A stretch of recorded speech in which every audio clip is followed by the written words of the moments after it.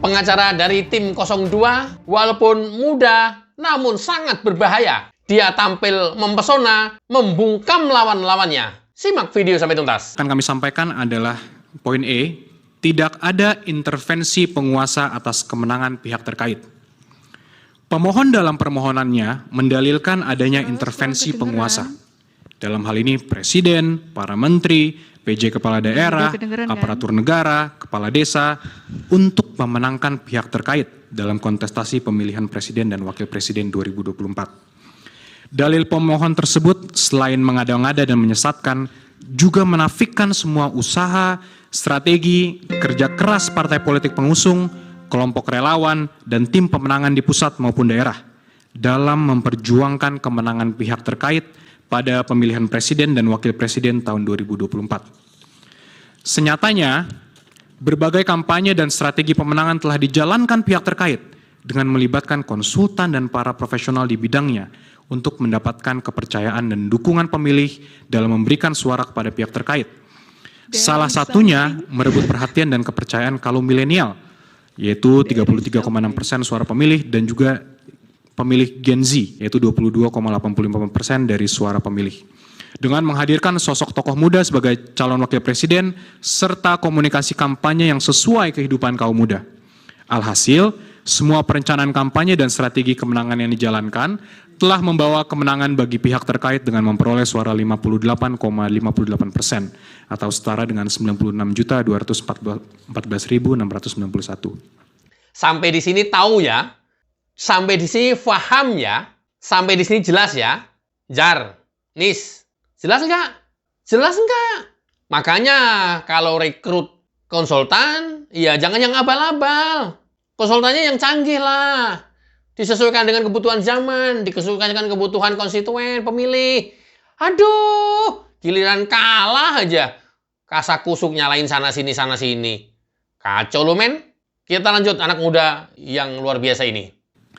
Dalil pemohon yang seolah menunjukkan adanya intervensi dari Presiden dan para menteri dengan mempolitisasi program kerjanya dalam memenangkan pihak terkait kiranya sangat absurd dan mengada-ngada.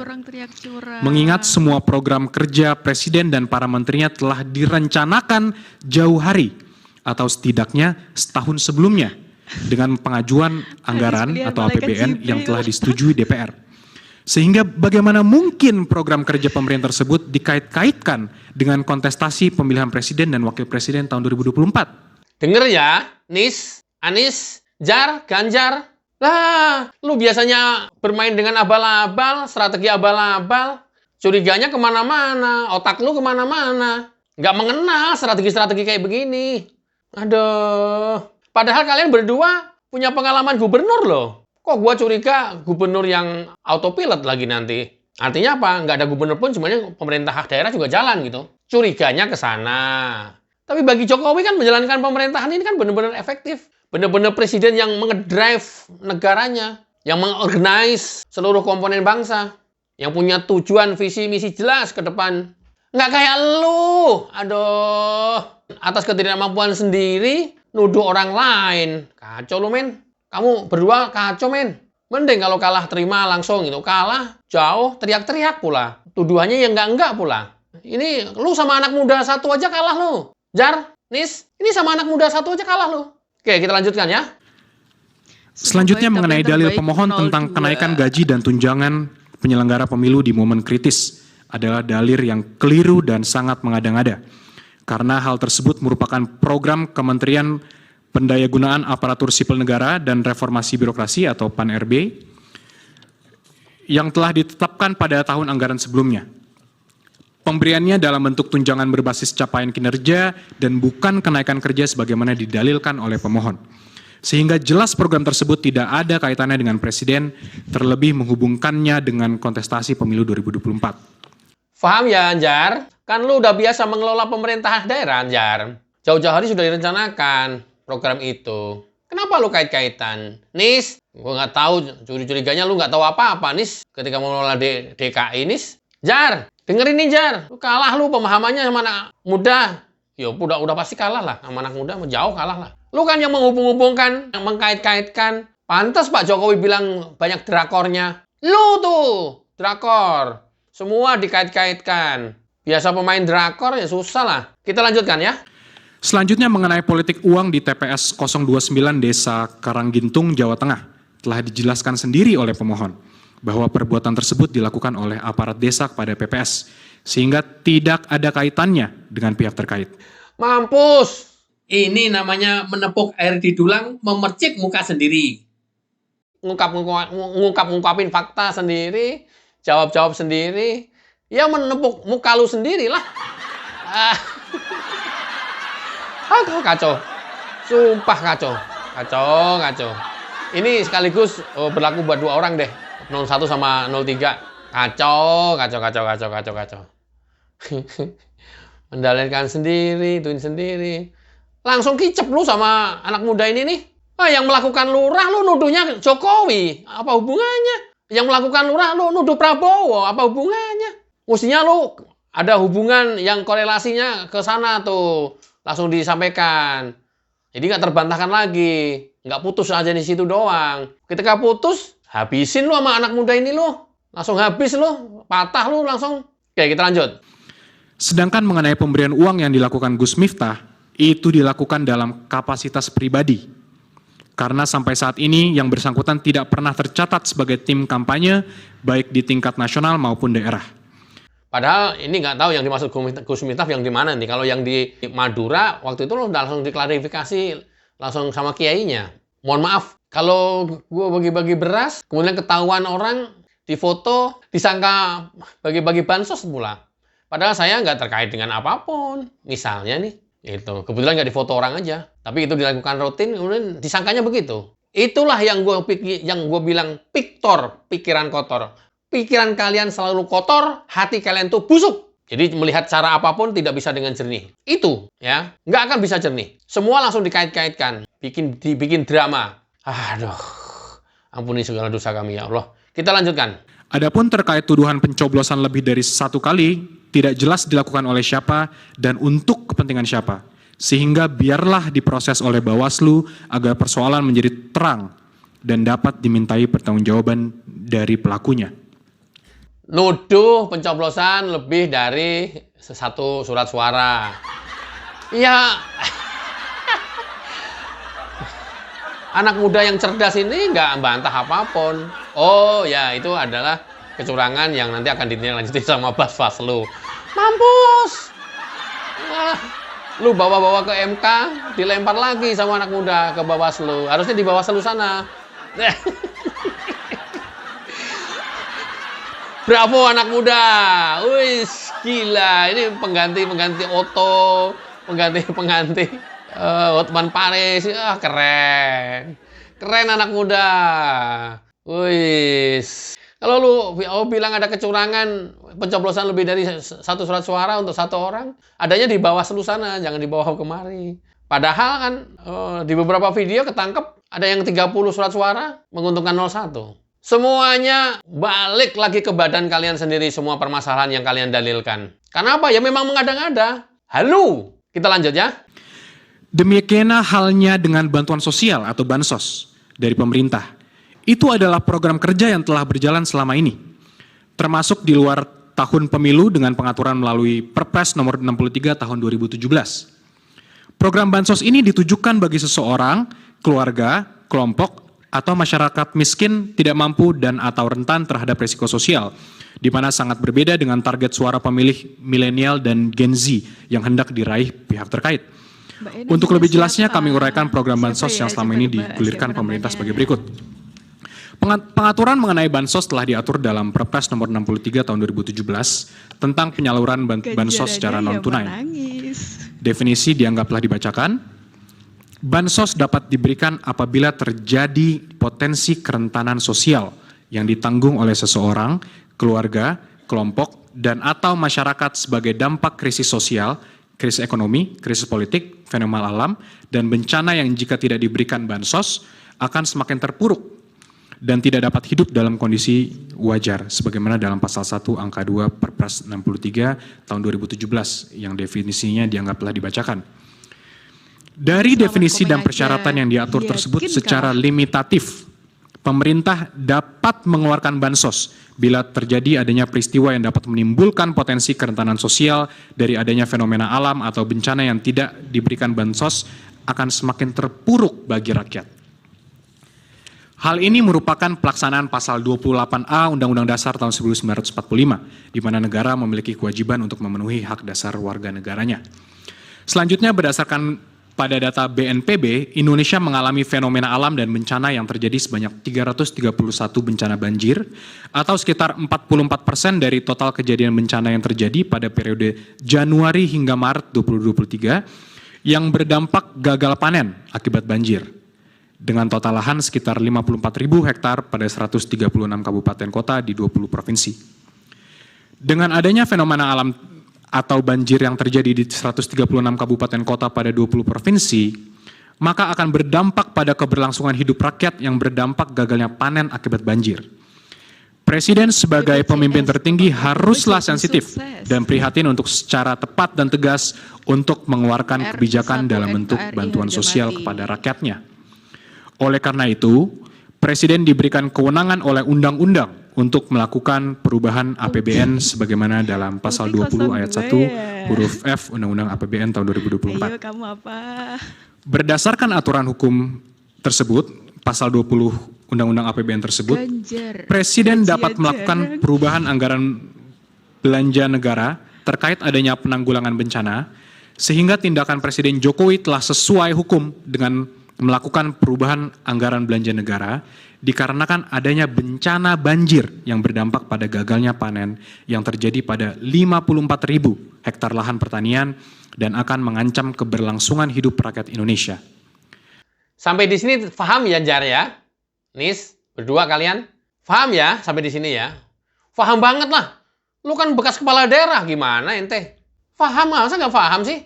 Nah, kalau paham, ya kenapa mengkait-kaitkan bansos kepada Pilpres? Ya karena nggak ada cara lain, gitu kan? Kita lanjutkan dulu. Dalil permohonan pemohon yang mempermasalahkan penggunaan bansos untuk pemenangan pihak terkait yang dilakukan Presiden Jokowi seharusnya menggunakan instrumen-instrumen hukum terkait kepemiluan. Sejak berlakunya Undang-Undang Nomor 7 Tahun 2017 tentang Pemilu, telah ada pembagian kewenangan dalam rezim kepemiluan.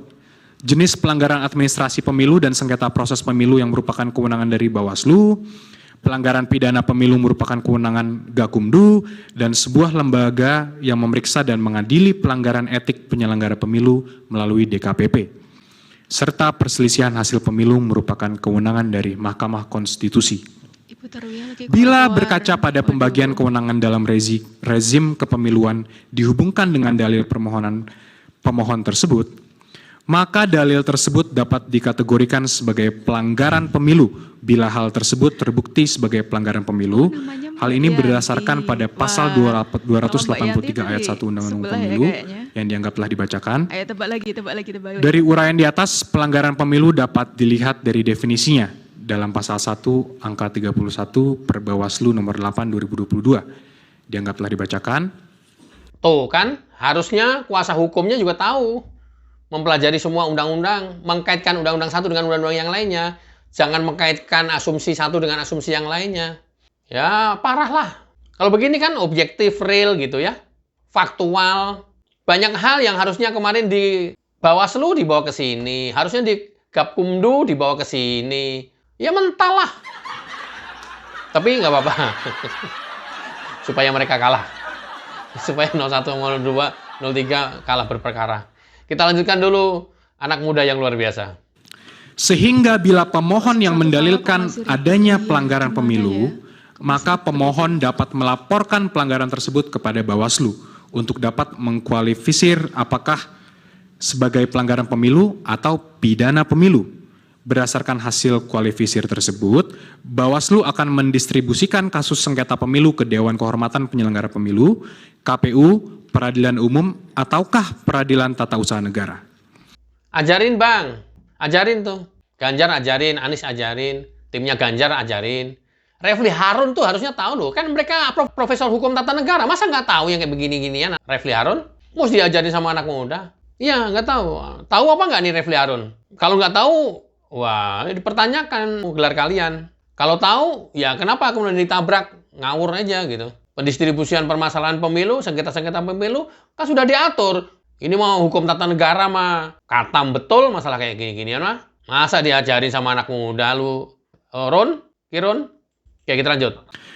Pemohon secara kasat mata telah mencampur adukan antara pelanggaran pemilu dengan perselisihan hasil pemilu.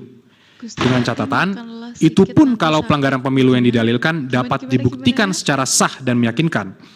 Tapi senyatanya dari pemohon belum ada satupun yang mengajukan laporan ke Bawaslu terkait adanya dugaan pelanggaran pemilu yang dilakukan Presiden yang memberikan bantuan sosial kepada rakyat akibat adanya peristiwa fenomena alam atau banjir yang terjadi di 136 kabupaten kota pada 20 provinsi.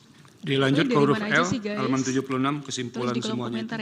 Maka berdasarkan peraturan perundang-undangan yang telah diuraikan di atas, terkait adanya program penggunaan bansos oleh Presiden telah sesuai dengan peraturan perundang-undangan, yaitu berdasarkan pasal 20 ayat 1 huruf F Undang-Undang APBN tahun 2024, Jungto Perpres 63 tahun 2017, serta didukung dengan adanya peristiwa fenomena alam atau bencana banjir yang terjadi di 136 kabupaten kota pada 20 provinsi dari 331 bencana banjir atau sekitar 44% dari total kejadian bencana yang terjadi pada periode Januari hingga Maret 2023 yang berdampak gagal panen akibat banjir berdasarkan data BNPB. Sebagaimana telah kami singgung pada bagian pendahuluan, program Bansos merupakan amanat konstitusi yang bertujuan untuk sebesar-besarnya kemakmuran rakyat, yang mana sepanjang program Bansos dimaksud kemudian secara normatif telah dimasukkan ke dalam kerangka APBN yang dibahas dan disepakati bersama antara pemerintah, DPR RI, maka hal-hal lebih lanjut dan teknis dalam penyalurannya ialah menjadi open legal policy dari pemerintah. Ini dengarkan baik-baik ini. Di poin ini ngawurnya setengah mati. Di poin ini nih ngawurnya setengah mati. Ya, dengarkan ini. Dalil pemohon yang menyatakan Presiden melakukan 16 kali kunjungan selama 4 bulan pada kantong-kantong suara rendah Prabowo di tahun 2014 dan 2019 kiranya mengada-ngada dan menyesatkan publik. Adapun sebagaimana pemberitaan di berbagai media, kunjungan Presiden dan menterinya dalam kurun waktu tersebut berkaitan dengan penyaluran bansos terhadap masyarakat berdampak banjir dan fenomena El Nino yang terjadi di daerah tersebut, yang diantaranya berdampak gagal panen dan sebagainya. Wilayah kunjungan tersebut bukanlah kantong-kantong suara rendah Prabowo di tahun 2014 dan 2019. Sehingga dalil yang dikemukakan pemohon jelas mengada-ngada dan ilusoir semata. Nih, mengada-ngada dan ilusi. Masa setiap kunjungan Presiden yang sebelum jauh-jauh hari juga berkunjung kemana-mana, dikait-kaitkan dengan suara rendah Prabowo di kantong-kantong daerah tertentu, ya aneh banget sih. Tapi ya dasar otaknya udah kotor ya susah lah, hatinya busuk susah lah. Susah, mau apapun tetap mereka akan kait-kaitkan, mereka akan curiga terus, dan selama hidupnya akan begitu terus. Parah. Kita lanjut. Demikian juga dalil pemohon yang menyatakan pengangkatan PJ kepala daerah secara masif untuk mengarahkan pilihan kepada pihak terkait kiranya sangat mengada-ngada dan tidak relevan. Karena pengangkatan PJ kepala daerah tersebut dalam rangka pelaksanaan pilkada serentak yang telah dipersiapkan jauh hari dengan persetujuan DPR. Justru sebaliknya, dari beberapa dokumen terbukti bahwa beberapa orang PJ kepala daerah yang telah memberikan dukungan kepada pasangan calon presiden dan wakil presiden nomor urut 1 maupun pasangan calon presiden dan wakil presiden nomor urut 3 dengan uraian sebagai berikut. Pertama, adanya fakta integritas yang ditantangani oleh PJ Bupati Sorong untuk memenangkan paslon nomor urut 3 dalam kontestasi pemilihan umum presiden tahun 2024. Kasus penggeledahan PJ Bupati Sorong oleh KPK di rumah dinas PJ Bupati Sorong menemukan fakta integritas PJ Bupati Sorong yang diwajibkan mendukung pasangan Ganjar Mahfud. Kemudian adanya keterlibatan BIN sebagaimana beredarnya video pencoblosan surat suara di luar waktu pemilihan yang terjadi di PPLN Kuala Lumpur dan persoalan DPT di Kuala Lumpur yang diduga melibatkan unsur-unsur dari BIN. Waktunya tinggal 7 menit ya. Baik, Yang Mulia.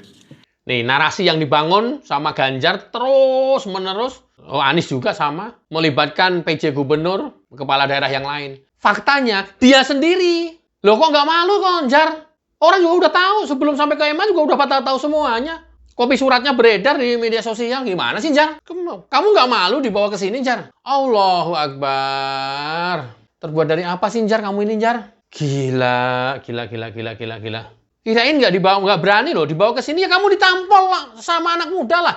Majleb lah. Gimana sih? Majleb lah, Jar. Yang kamu sampaikan berdasarkan ilusi, persepsi. Ini langsung fakta kok. Gimana, Jar? Alah, Jar. Oke, kita lanjut. Kemudian satu lagi kami berikan contoh, keterlibatan PJ Bupati Kampar yang bersikap tidak netral dan mendukung serta memenangkan pasangan calon presiden dan wakil presiden nomor urut 1 dengan cara meminta melibatkan para kepala desa di wilayah Kampar untuk memilih pasangan calon presiden wakil presiden nomor urut 1, serta memilih calon legislatif dari partai pendukung pasangan calon presiden dan wakil presiden nomor urut 1. Dan kemudian PJ Bupati Kabupaten Kampar telah dicopot oleh Menteri Dalam Negeri sebagaimana surat keputusan Menteri Dalam Negeri nomor 100.2.1.3/6598 tahun 2023 tentang pemberhentian dan pengangkatan pejabat Bupati Kampar. Anies nih. Dan pendukungnya Anies nih. Teriak-teriak kecurangan, melibatkan aparat kepala daerah. Lu sendiri. Sampai bupatinya, PJ Bupatinya dicopot. Bayangin aja. Kurang fatal apa coba? Kurang telak apa coba? Pengen bukti apa coba? Konkret, faktual. Nggak hanya cerita, nggak hanya ilusi, imajinasi, persepsi. Kalian berdua nih memang persengkokolan ini. Mau nyerang terus 02. Sekarang ketampar semuanya, kebalik semuanya di MK sekarang. Manusia apa ini kamu itu? Gila aja. Kalau nggak berlagak sok suci, berlagak sok bener sih, orang curang juga mungkin masih, ya udahlah menutup mata lah. Ini loh gila, siapa yang curang, siapa yang teriak, siapa yang melakukan. Dia yang teriak-teriak, dia sendiri yang curang, dia sendiri yang melakukan, dia sendiri yang teriak-teriak, dia sendiri yang melaporkan. Dian terbuat dari apa manusia ini? Masya Allah, innalillahi wa inna ilaihi raji'un. Oke, kita lanjut. Selebihnya kami anggap telah dibacakan, Yang Mulia. Dan selanjutnya dalil pemohon yang menyatakan Presiden melanggar TAP MPR Romawi 9/MPR/1998 dan sejumlah peraturan lainnya terkait larangan nepotisme kiranya tidak tepat karena yang dimaksud nepotisme bila mana pejabat mengangkat anak atau saudaranya secara appointed. Sedangkan jika sang anak dipilih rakyat atau elected, maka tidak termasuk nepotisme. Larangan ini bukan dimaknai seolah anak pejabat tidak boleh berkarir. Untuk penutup akan dilanjutkan dan disampaikan oleh Prof. Fatwa Hasibuan. Terima kasih Yang Mulia. Salut, bravo, anak muda. Ajarin orang-orang tua gaek yang nggak tahu diri. Termasuk Refli Harun. Hukum tata negara apaan? Nggak tahu kayak mekanismenya. Ajarin tuh Bang, Refli Harun Bang. Dia kan tim bagian dari kuasa hukum Ganjar Mahfud juga. Nih, ajarin 2 bekas gubernur yang nyapres. Tahu nggak dia? Luar biasa. Apa yang kalian ajukan menampar kalian semuanya sendiri. Justru kalian membuka borok sendiri semuanya. Oke, kita lanjut kesimpulan Otto Hasibuan. Yang Mulia, Mahkamah Konstitusi, kami sampaikan penutup sebagai berikut. Berdasarkan hal-hal yang telah diuraikan di atas, pihak terkait dengan ini memohon kepada Yang Mulia Mahkamah Konstitusi agar mengadili permohonan pemohon dan putusan dengan amar sebagai berikut. Dalam eksepsi 1 mengenai kompetensi absolut, menerima eksepsi kompetensi absolut dari pihak terkait. 2, menyatakan Mahkamah Konstitusi tidak berwenang untuk memeriksa dan mengadili perkara akuo. Kedua, mengenai eksepsi cacat formil. 1, menerima eksepsi dari pihak terkait untuk seluruhnya, menyatakan permohonan pemohon cacat formil. Ketiga, menyatakan permohonan pemohon tidak diterima atau need of function. Dalam perkara, menolak permohonan pemohon untuk seluruhnya.